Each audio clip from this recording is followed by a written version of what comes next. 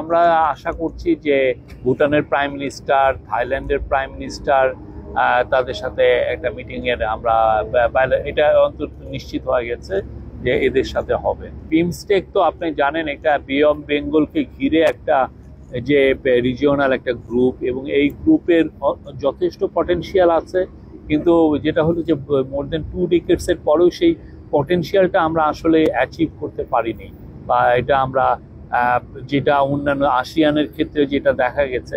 তো প্রফেসর ইউনূস এটা লিডারশিপটা অ্যাজিউম করার পরেই উনি আরও এইটার উপরে আরও জোরদার দিবেন।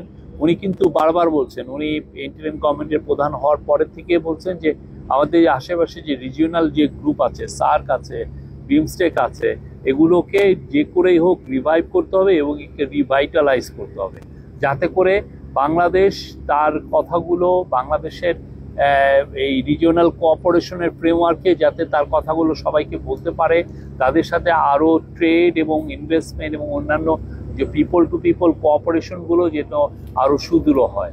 তো এই জায়গায় প্রফেসর ইউনূস খুবই সুস্পষ্ট ওনার একটা পলিসি আছে এখানে, বিগিনিং অফ কনভারসেশন ইউএস এর তরফ থেকে। তো আর আমরা এটা যাচাই বাছাই করছি এবং সে অনুযায়ী এমন আমরা মুভগুলো নিচ্ছি যেটার কারণে আমাদের সাথে ইউএস এর আমরা মনে করি যে সামনে সুসম্পর্ক আরও দৃঢ় হবে, এবং এমন একটা আমরা এই বিষয়টা নিয়ে আমাদের কথাবার্তা, বা আমরা তাদের সাথে এমন একটা সলিউশনে যাব যেটা দুই পক্ষের জন্যই উইন উইন হয়, ইউএস এর জন্য উইন উইন হয়, আমাদের জন্য উইন উইন হয়। We are studying it since it is negotiable. We will negotiate and I am sure we can draft out the best deal. তো এটা আরও সামনে একটা ফ্রেমওয়ার্ক দাঁড়াবে, তারপরে আমরা এটাদের সাথে কথা বলবো। বাট আমরা we are in touch with the US authorities. আমরা আশাবাদী এমন যাই হবে সেটা আমাদের দুই পক্ষের জন্যই এটা মঙ্গলজনক হবে।